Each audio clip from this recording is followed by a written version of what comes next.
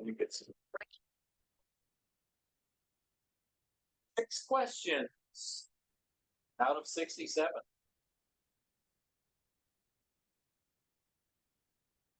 So we're going to cover the Part 97 definitions in English opposed to legalese. Talk about interference, the repeater frequency coordinators we were talking about before, the people that assign the repeater frequencies for different areas, and the International Telecommunication Union. They come into play on the lots. We're in region 2 of the ITU, so only the region 2 stuff applies to us. Okay, the FCC regulates and enforces the amateur radio rules. Basically, they delegate them. Although I guess the FCC area guy that can come around and inspect your station is still an FCC. Yeah. Humble Charlie. And in there it says the basis purpose of the amateur radio service is to advance the skills in the technical and communication phases of the radio art. And also, you're supposed to be courteous, which is another. Which agency regulates and enforces the rules of amateur radio service in the United States? Charles, there two want. Mm-hmm. The first two might want to. Oh, yeah. Which of the following is part of the basis and purpose of the amateur radio service? Charlie.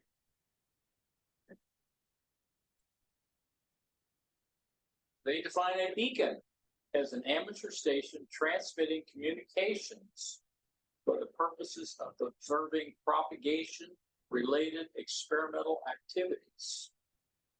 Different than beacon on a satellite. Most of them use amateur radio frequencies.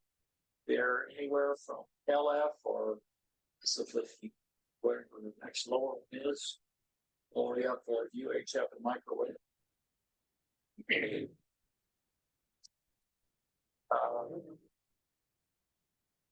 They can also be used as signal sources to test calibrating antennas. Satellite beacons used for ionospheric research are in the EHF and UHF bands.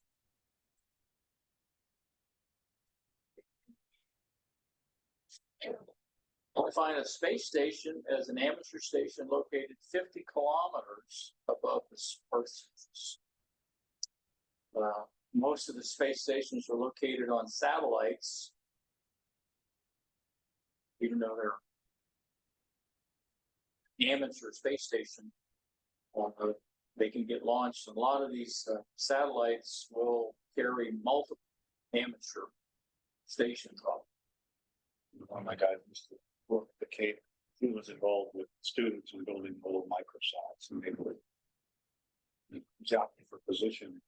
Yeah, to see if they could get them. And of course, then they went on the field missing.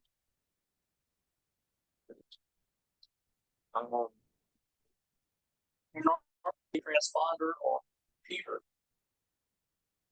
that operate and can be controlled by a ground station, which is any station that's not a space station.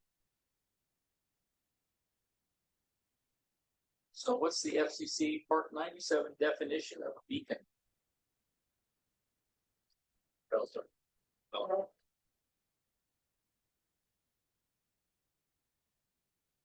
It's coffee.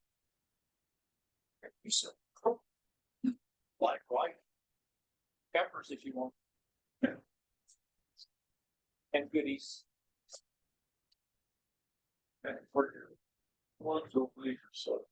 What's the FCC Part 97 definition of a space station? Charlie. Harmful interference is defined as interference which endangers the functioning of radio navigation or other safety services, or seriously degrades, obstructs, or repeatedly interrupts radio communication service operating in accordance with the radio regulations, which is the case here we talked about before of the $25,000 fine. They caught, got where it was. Yeah. I think it was in Northeast somewhere, but We had one over at Sharps also. I was getting in on the frequencies. did he get fined? He got everything confiscated too. Yeah, they can do that too. Yeah. Uncle Charlie, an example. So very folk. The amateur station should never willfully interfere with other amateur stations. When you do, you're supposed to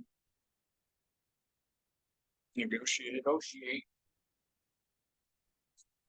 When is willful interference to other amateur stations permitted?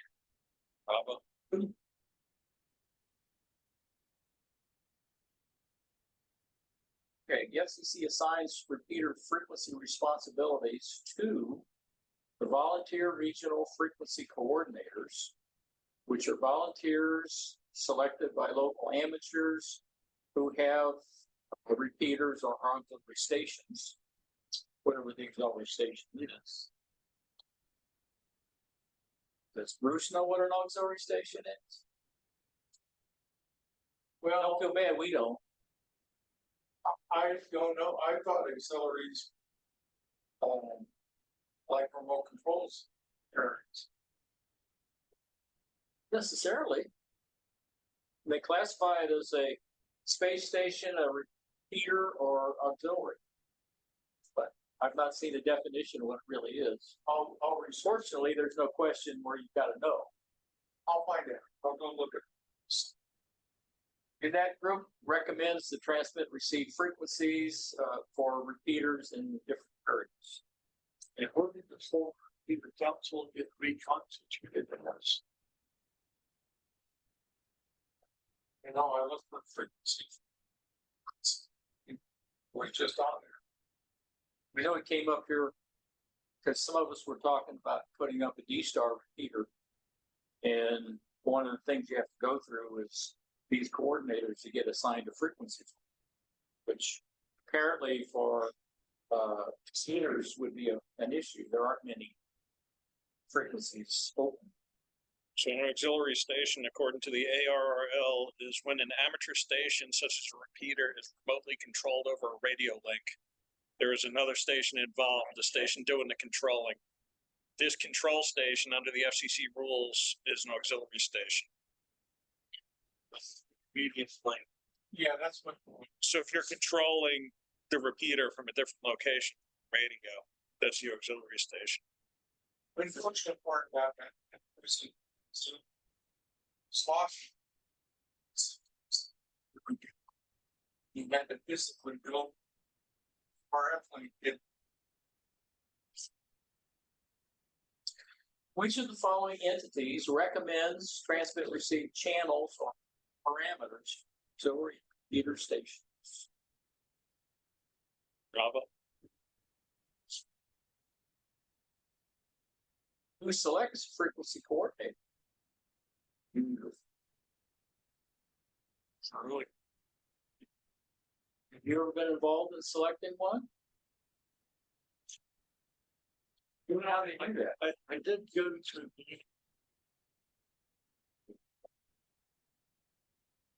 I can tell they want for ship. They want running.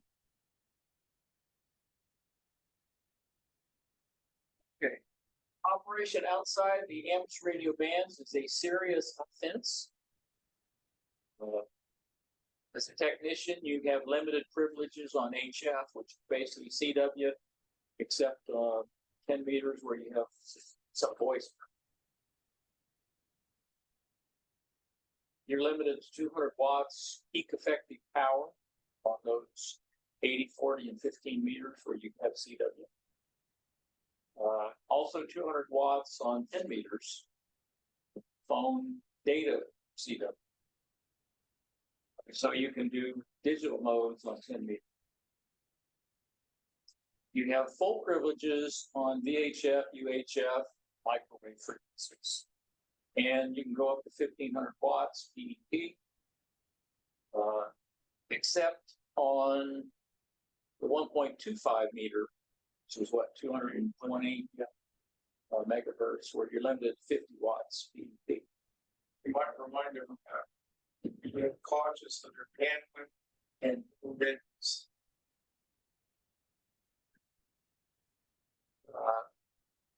this shows from the 160 up to 10 meters, where you have CW on the 80 meter band, little subband, 40 meters and 15 meters. And then on 10, have the CW where you can do RIDI data. And then you have voice at 28.3 to 28.5. And usually the very bottom is beacon.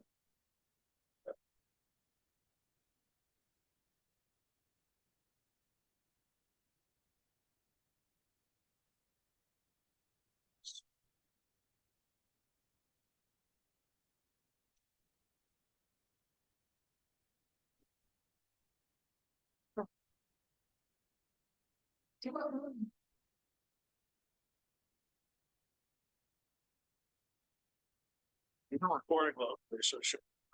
I know. You can hear this thing. Why, I don't know. But they're turned off. Norton has to keep them. Oh, well, I don't use it. But Did you say Norton? Norton. Yeah. It's not been good since they first applied. Okay.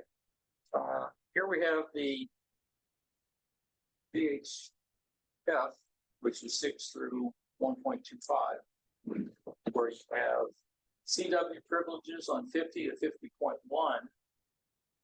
It's red because it's a question. Mhm. Allowed 1500 watts.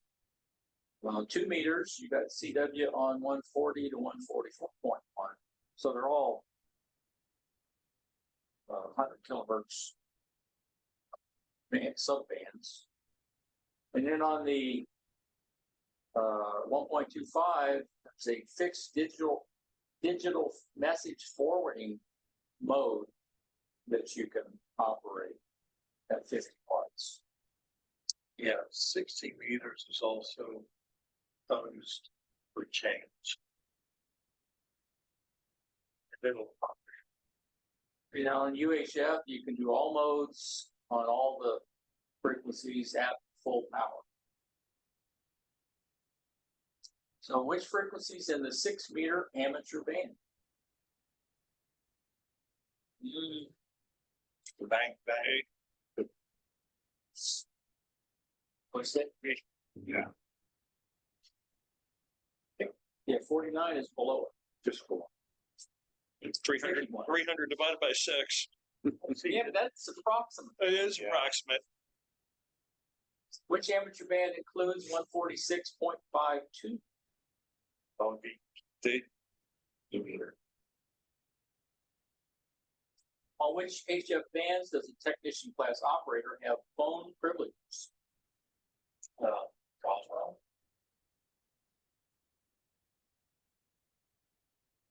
big. Channeling big base. Which of the following frequency ranges are available for phone operation by technician class licenses? Charlie. I'm gonna say 48.3, probably. Yeah. It's Charlie, I think. Yeah. I'll clean you up too. Yeah. Charlie would be. But CW is just below it. Where may SSB phone be used in amateur bands above 50 megahertz? Charlie.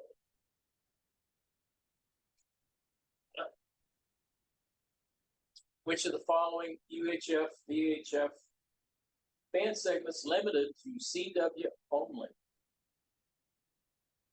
Alpha.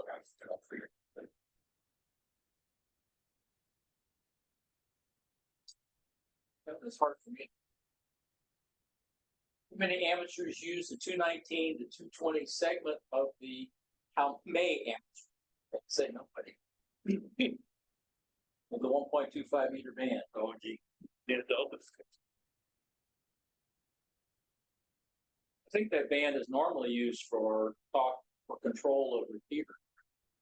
As a backbone. As far as amateurs, but it's my understanding that EMS method also uses.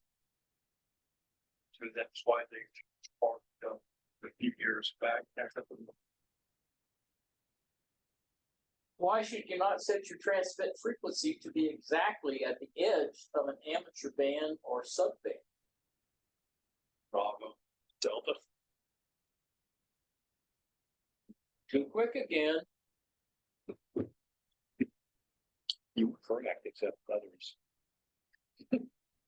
Shared frequency bands. We share some bands with other users, services. Wi-Fi is one. The 2.4, 2.5 gigahertz. We're not primary.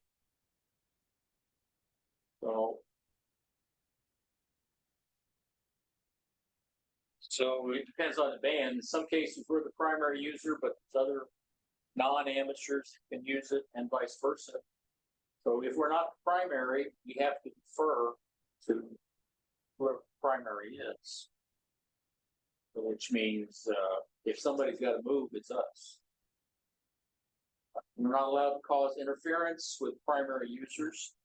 We're not supposed to cause interference with anybody. How are U.S. amateurs restricted in segments of bands where the amateur radio service is secondary? Alpha.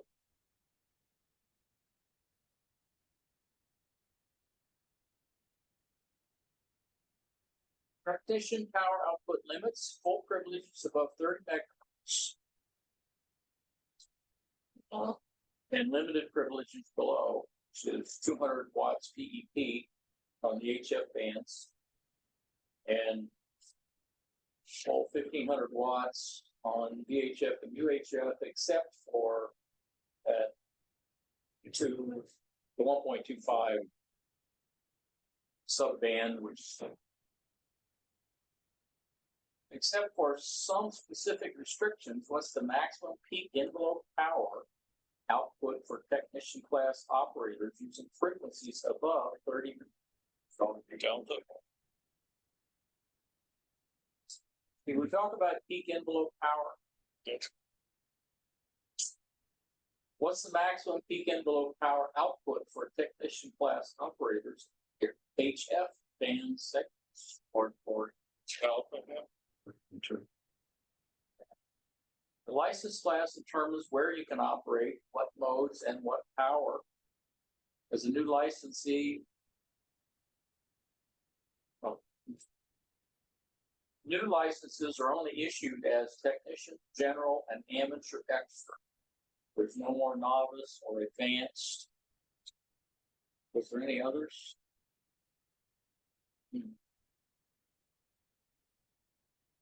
Now, advanced are still around, and I guess they can renew them, but you can't get a new license as an advanced. Term is 10 years for all the licenses, and it becomes effective as soon as it shows up in the FCC database. And you have to look, they won't tell you. The grant is for one station and one operator, same call sign.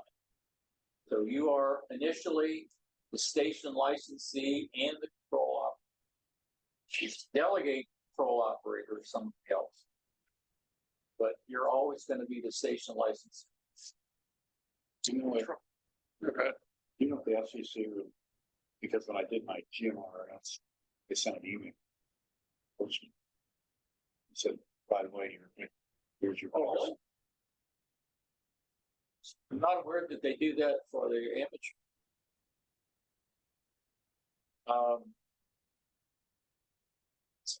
English license classes are new licenses currently available from the FCC. Here. What's the normal term for an FCC issued amateur radio license? How soon after passing the exam for your first amateur radio license may you transmit on the amateur radio bands? Charlie.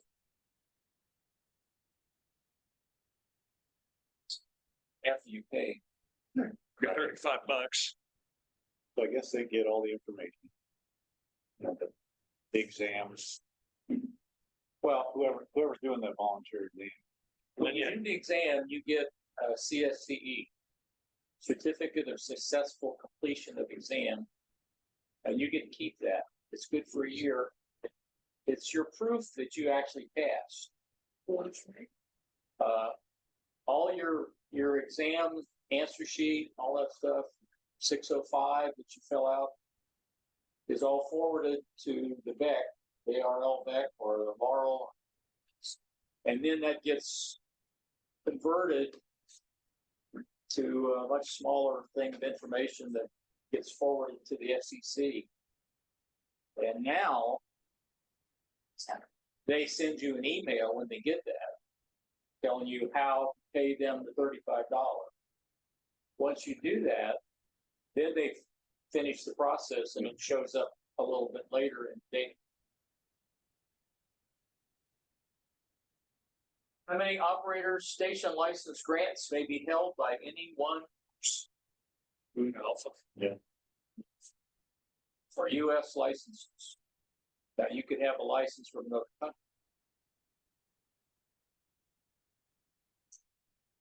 The official license is issued electronically. In other words, they do not send you a paper copy.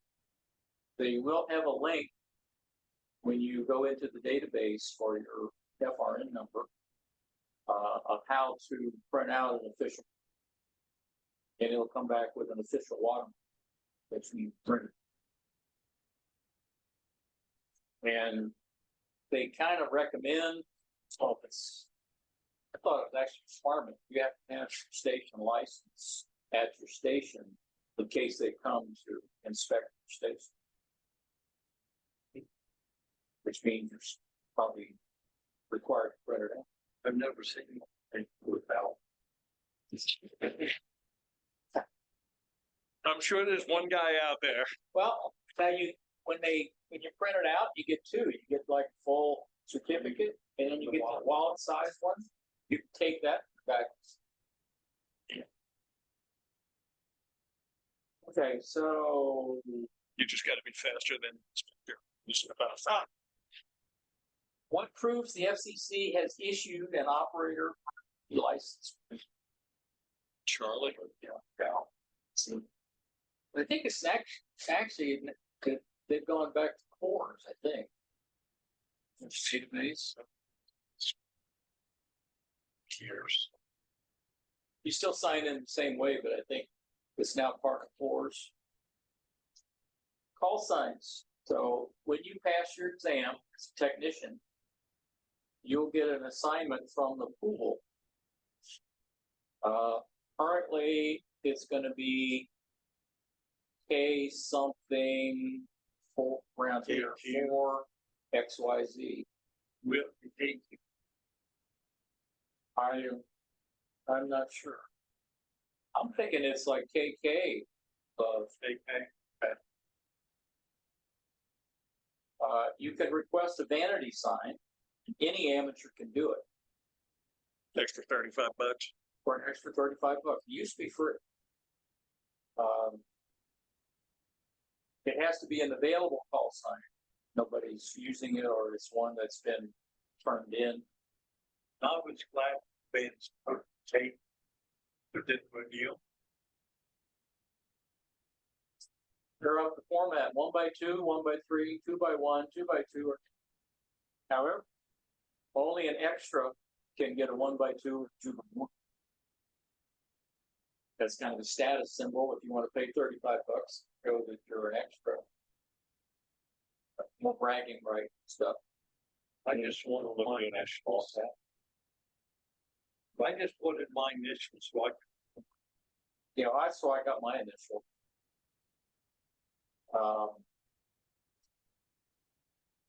Okay, and in the US, it's call signs are going to start with an A, K, N, or W. I think the A's started back when it was advanced, and you could get an advanced A. But now anybody can get an A, K, N, or W if it's available. There you go, Aaron. Not AK-47. I was going to add the new 1x1s in, although you can't get one. I'm not sure how they did that special event for K2A or K2M. Who may select a desired call sign under the vanity call sign rules? Delta. Delta. Which of the following is a valid technician class call sign? Alpha.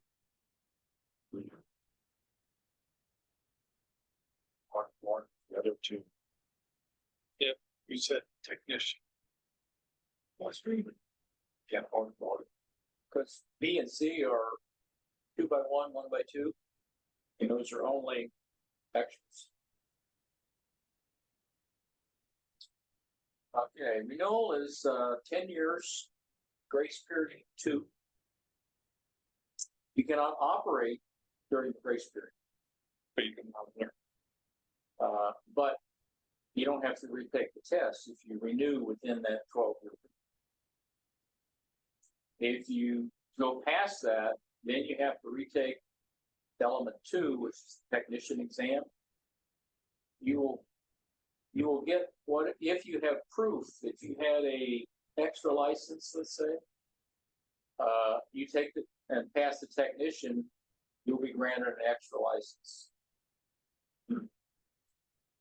It seems kind of strange because somebody that lapsed, 30, 40 years ago and only had a dance or something gets it without taking the new test, which would be totally different.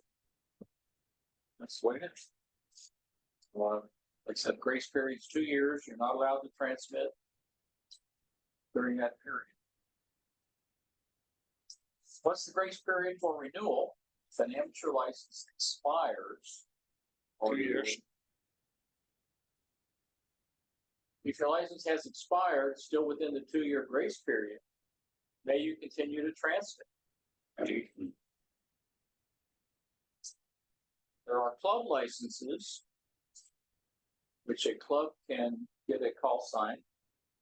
Club has to be a minimum of 4 members, and if it's a vanity call sign, like most of them would be clubs, it has to be a call sign that's obviously available. There's some examples like KSC Club with N1 KSC. I think this is the Indian Rivers Yes, that club call sign, and this is the Platinum Coast. Why is it SDV? there was a guy who was really popular on your theater. So when he passed, they asked the widow if they minded this correspondence. Did not know that. Which of the following is a requirement for the issuance of a club station license grant? Before you Bravo. emails.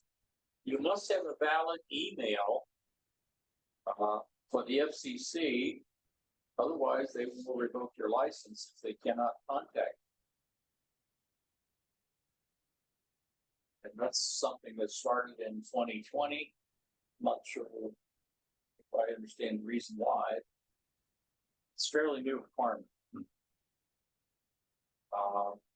Probably because they decided to go full digital, paperless.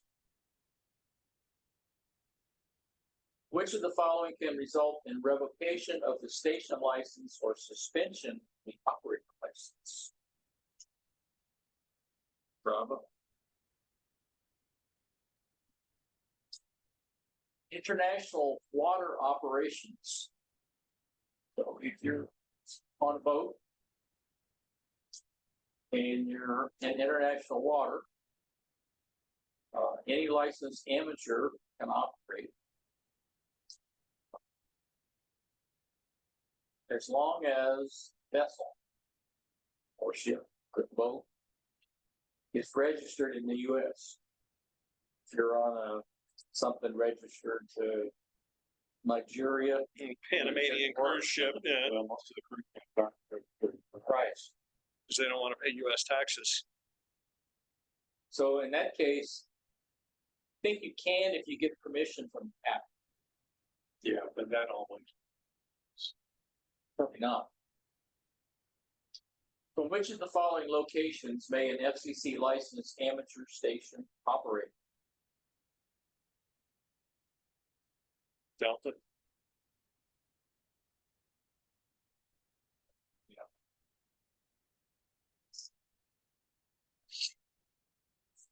Yeah, I guess, let's see. This one's wrong because it's got region 3. We can't operate in region 3, right? which is that Europe. I'm not sure. Thought one was Europe. Prohibited transmissions, indecent or obscene language. They don't actually define it and know it when you hear it. So I'm sure the FCC maintains a list somewhere. Uh, What was that, George Carlin? Yeah, 7 words you could Carlin's- never say on TV. You cannot transmit music except when it's incidental to retransmission of manned spacecraft communications, because they used to wake the astronauts up music. I'm not exactly sure that it gets into the amateur thing, because it wasn't amateur radio talking to the astronauts. But it says retransmission of. Yeah, the LESAT club has been retransmitting the KSC feed through the launches for decades. Okay. So, So that would be, yeah, except an exception. Encoded messages not allowed to transmit anything that's not clear, except when you're talking to a space station or controlling radio controlled airplanes or boats, cars, because those are encoded signals and actually using the new spread spectrum stuff, it's really a point to point. Nobody else hears it anyway.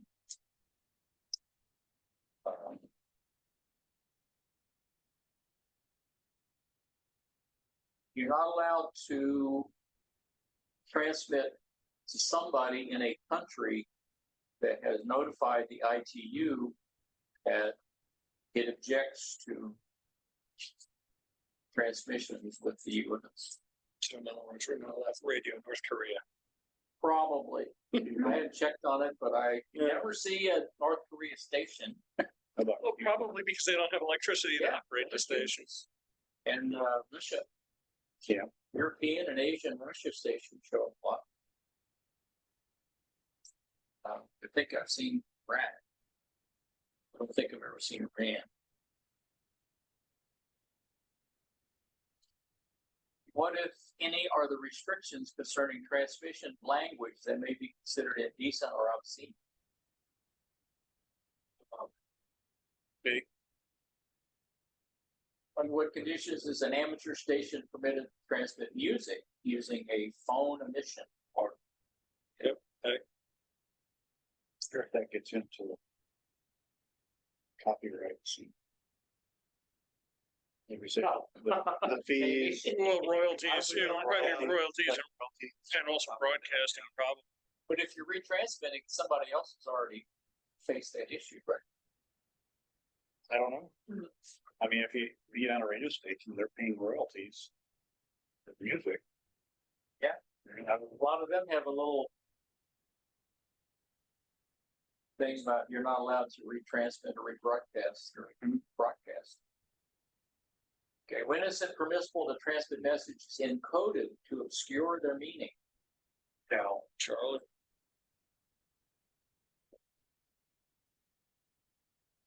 You know, you don't want people sending control commands to space station or something, which is why it's coded. Which countries are FCC licensed amateur radio stations prohibited from exchanging communications? Alpha.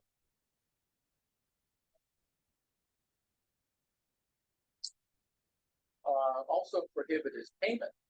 You're not allowed to get payment for operating the station. That's it. If it's incidental to classroom instruction. So if you're a paid professor teaching a class, You're teaching a class then you've got a radio. and you're getting paid for teaching class. The other exception is it racing station operators may be compensated in some places. You're also not allowed to use it as a business to sell stuff. However, you can occasionally buy and sell amateur radio equipment, as long as it's occasional. In which of the following circumstances may the control operator of an amateur station receive compensation for operating that station? Oh, wow. Use the word incidental a lot. Yeah. When may amateur radio operators use their stations to notify other amateurs of the availability of equipment for sale or trade? Don't know. Okay.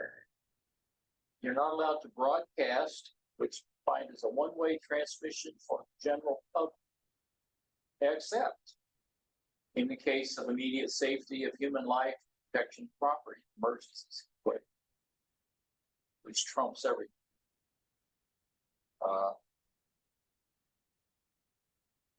You're only allowed international communications when it's incidental to the purposes of amateur radio and its remarks of a personal character. I'm not really interested in what that means. so you're not spreading government propaganda. I think it's just, it's somebody you know, Eh, it's just normal. You mean I can't talk about their time? no, because that would fall probably in the. Well, actually, you can. Yeah, you can. It does say it hard. Say, Oh, and I think that's like, Good or bad? well, that's like the vanity ones in quotes. And for FJB, but I don't know if I'd be able to find that one. I'm sure it's taken. It's probably blacklisted. How does the FCC define broadcasting for the amateur radio service?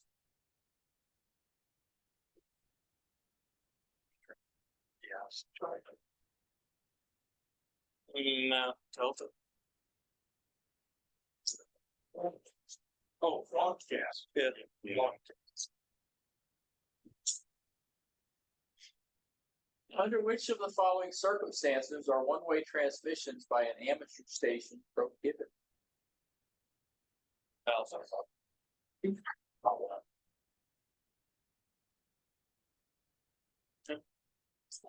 When may amateur stations transmit information in support of broadcasting, program production, or news gathering, assuming no other means is available? Alpha.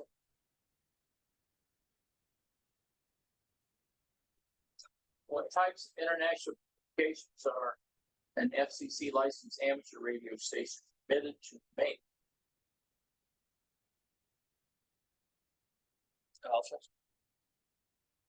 That incidental and personal character. Who and what is the control operator? The station's licensee by default. When you get your license, you're the licensee and the control operator. It can be designated by the licensee. You Yeah. always have to have a control operator, even if the control operator is not at the station. So even if, That's the control point. even if you're the station licensee, the control operator, if you delegate it, they have to be licensed as well, correct? Yes, yes. So you always have to have a control operator. Can be any licensed amateur, assuming they have the appropriate privileges for what they're operating. In other words, if you're a technician, you can only operate the station on the technician bands that you're allowed at modes. The control operator is accountable as well as the licensee when there's a problem. So, and any amateur with the space station and uplink privileges can be a control operator for that mode. That's kind of a left field one, but well. When may an amateur station operator transmit without a control operator?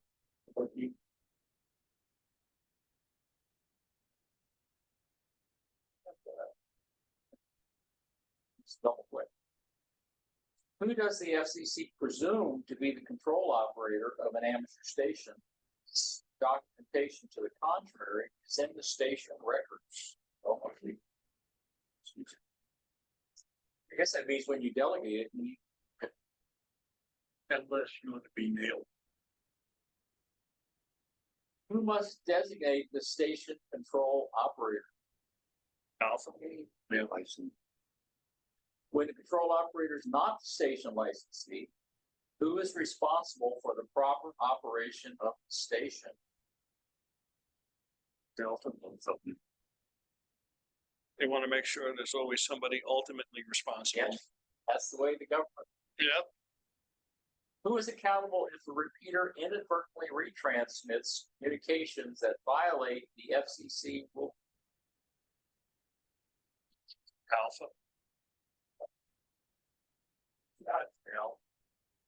It's the repeater. They wouldn't know. Primary control. Yeah, they don't have any control. I mean, after the fact you do, Yeah. what are you going to do?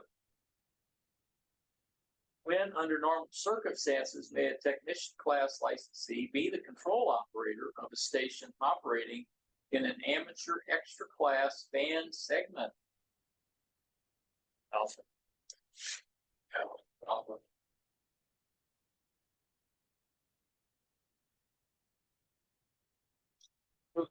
Read it again.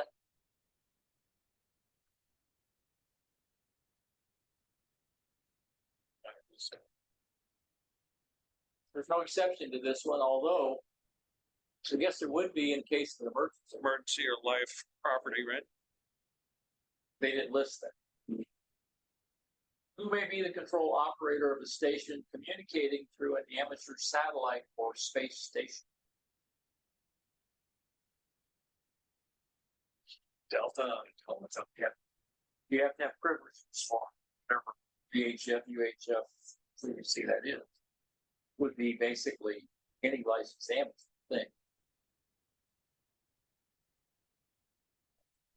I don't know that there's many satellites or things that operate HF. There's anything to look at. Okay, the control point is to find where the control function is. So it doesn't have to be at the station. There's three types. There's local, remote, and automatic. In local, control operator is directly manipulating what's on the transceiver or handy card. If it's remote, it means that the control operator is indirectly manipulating over the internet, a telephone, some sort of link, where he's not physically at the station operating it remotely. And then automatic, like for a computer, where it's set up to operate and it's got some safeguards. It shuts down after so many minutes of transmit, stuff like that. So the control operator is not present for automatic up. But you must have some safety devices active to shut a repeater down if there's a problem. What is an amateur station's control point? Charlie? What is an example of remote control as defined in set?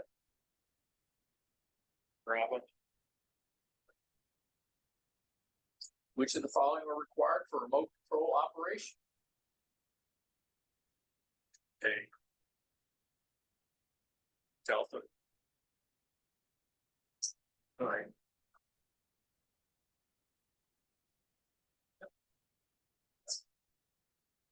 So control point is where you're controlling from. So even if it's remote, that's your control point. Which of the following is an example of automatic control?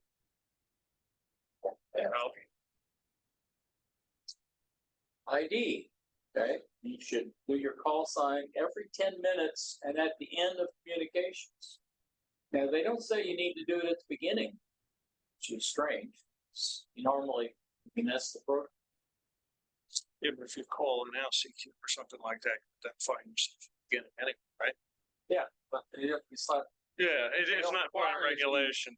You could just talking and then every 10 minutes do your call sign. According to that. Right. And the exception is radio control, cars, boats, planes. Because you really have no way of identifying your call sign. English language is preferred and the phonetic alphabet or CW. Now, a lot of repeaters will identify with CW as opposed to automated voice. And since I don't know CW, it bugs me because I don't quite copy it. When are you required to transmit your call sign? Delta. When may an amateur station transmit without identifying on the air? Delta. What language may you use for identification when operating in a phone subband? Charlie. What method of call sign identification is required for a station transmitting phone signals? Bravo. What do the FCC rules state regarding the use of a phonetic alphabet for station identification in the amateur radio service? Bravo. Encouraged, not required.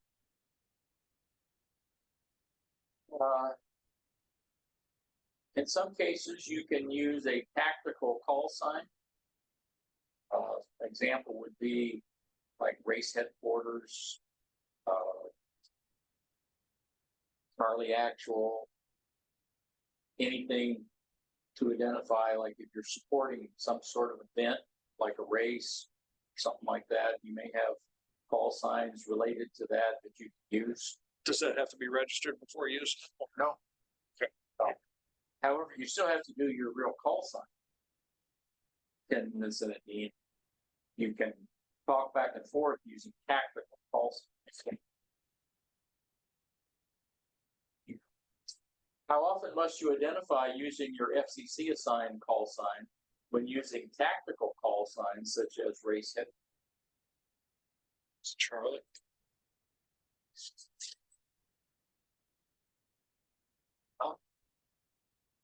You can also add call sign indicator at the end of your call sign.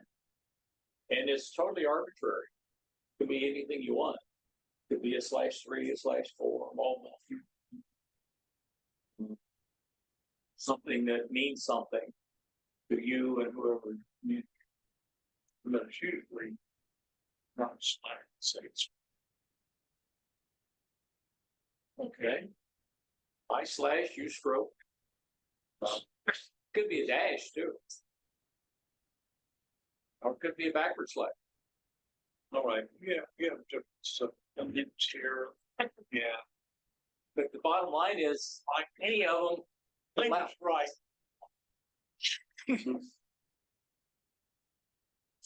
which of the following self-assigned indicators are acceptable when using a phone crest? Delta.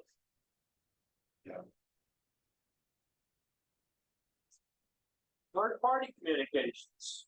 Communications on behalf of someone who's not the station licensee.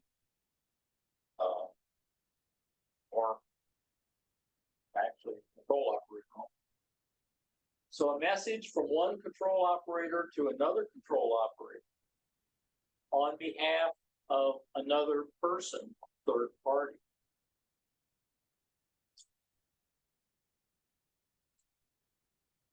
And if it's a foreign station that you're communicating with, it has to be a country that has a third party agreement with your country. I've never done a third party. Have you done a third party? So if someone hands you a message to transmit over, that's considered a third party. I guess the way I read Well, that. now I would say like so during some that work nets because we're sending messages like maybe to a shelter manager. That case, I would say I've been through. So this says a message from a third party, one control operator to another. Somebody else's message. And I don't think that's the case. I let you talk on my handy-talkie to somebody. Because it's not a third party. Yeah, but in the case if I get a message from a Red Cross center to a Red Cross shelter. So, I guess just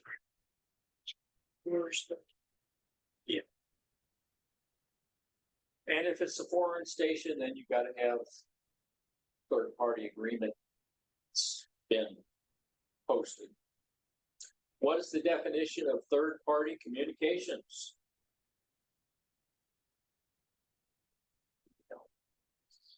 Yep.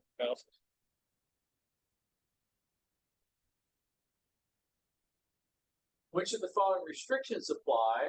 A non-licensed person is allowed to speak to a foreign station under the control of a licensed amateur operator.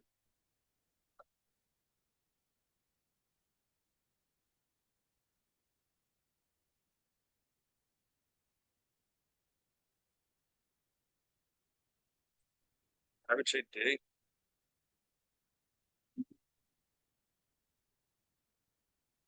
No, B. Bravo. Yeah, A kind of wipes out. Yeah.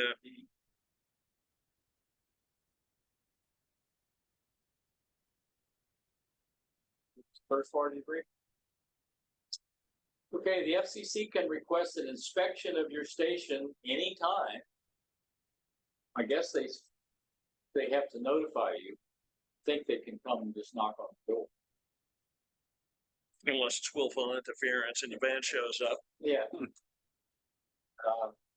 You're supposed to have your station license, your operator license, which one and the same, and your exposure calculations or measurements, however you do it.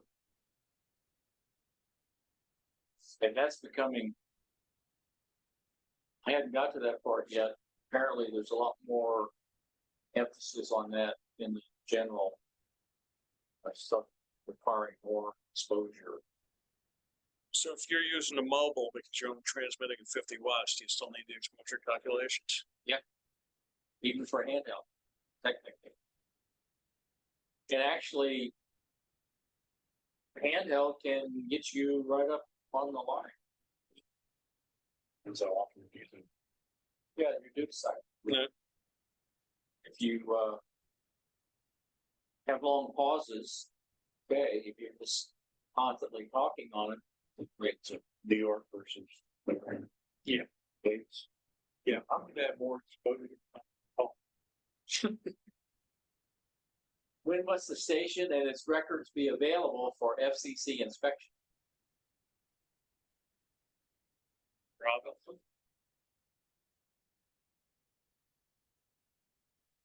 When you talk slow, doesn't that affect your PEP? If you don't release your key. And FM, no, Because PEP is the P. yeah, but FM, no. If you're talking slow, Well, yeah. depends on whether you're talking slow and loud. If it stay in or sign being good, Yeah. Right, FM is gonna be a constant. and if I do my duty cycle based